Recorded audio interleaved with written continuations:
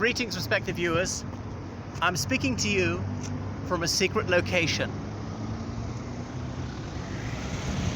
Well, you might just figure out where it is.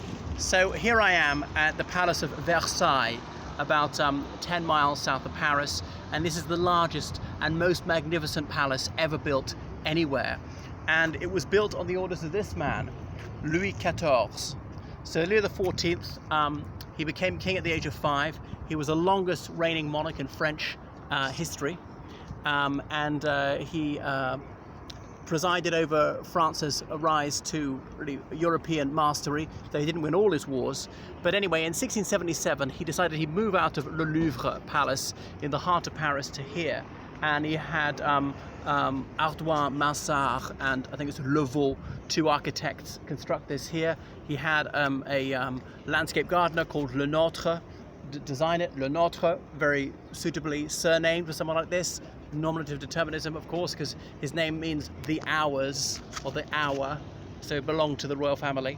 And there are some landscape lakes. It's mostly quite flat, a few hillocks. There's the sort of the Swiss lake which they built, and others.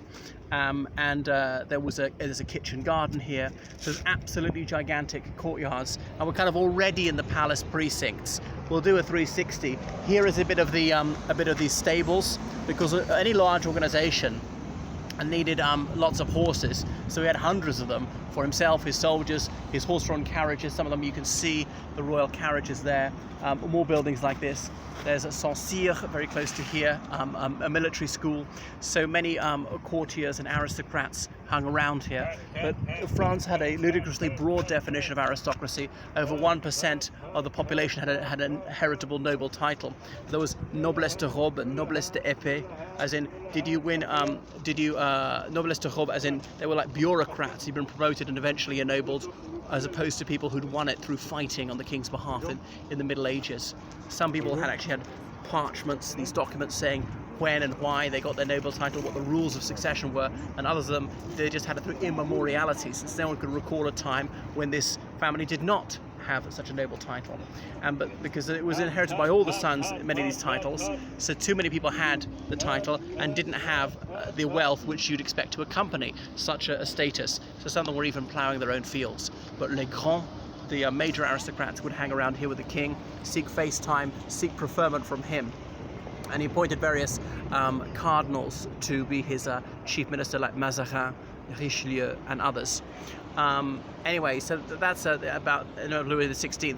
He was able to move in here 6 years after he ordered it to be built. Of course, the construction went on for decades, and in 1789, just after the French Revolution, well, famously there was a time when the Parisian mob came out here and they forced the king and queen to go back with them. There was a time they came close to shooting dead Marie Antoinette, the queen. So there's also a diplomatic museum in here. It's been the site of so many key moments in diplomacy. Or for example, 1871, that January, just after the Franco-Prussian War, the German states, all 36 of them, had leagued to get together to defeat the French, and the French were knocking 7 bells out of each other with their civil war, the Communards, against the right-wingers in Paris. But here at the Hall of Mirrors, the King of Prussia, Wilhelm, was proclaimed German Emperor, and then, to make the revenge all the sweeter, the Treaty of Versailles was signed in that very same Hall of Mirrors on the 28th of June, 1919. And just beyond the main building of Versailles is Grand Trianon and Petit Trianon, and that's where the Kingdom of Hungary was largely dissolved. Hungary had to cede 2/3 of its territory in 1920, one of the 5 Paris peace treaties. Admittedly, the land that the Hungarians had to give up were areas where Hungarians were in a minority, but it's something which still rankles in Hungary a century later. So there is so much to see in Versailles, a name just synonymous with opulence. And I can't remember who it was, maybe Abbé Sieyès said, if you hadn't been an aristocrat in pre-revolutionary France, you don't know le douceur de vivre, because they lived in such luxury, and they were always dressing up to the nines. It was partly due to the construction of this palace that France became really the pinnacle of European culture, la grande nation, admired and envied for her culture, even by her deadly foes in the rest of the Occident. So that's just a very brief introduction. There was a special cathedral built for it just beyond the palace precincts, built to serve this place, a number of chapels in there, so many reception halls, bedrooms, and on and on. People used to go to see the king going to bed, getting up, dressing, all sorts of things, his lever. So he's doing so many things in public. It was almost an absolute monarchy, and so much depended on his personality. Because I think it was Louis XIV said, "L'État c'est moi," as in the state, that's me. Or famously Louis XV saying, "Le pouvoir souverain reste dans mes mains seules, et ni aux mains de aucun assemblage ni parlement." Or Louis XV also saying, "Après moi, le déluge." And so it happened. There was a monarch who was unequal to the task, and it starts with economics. It always does, a financial crisis, then precipitating the French Revolution.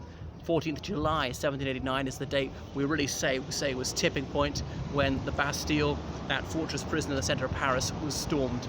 But the monarchy actually managed to survive for another 3 years, and in the subsequent year was it decapitated.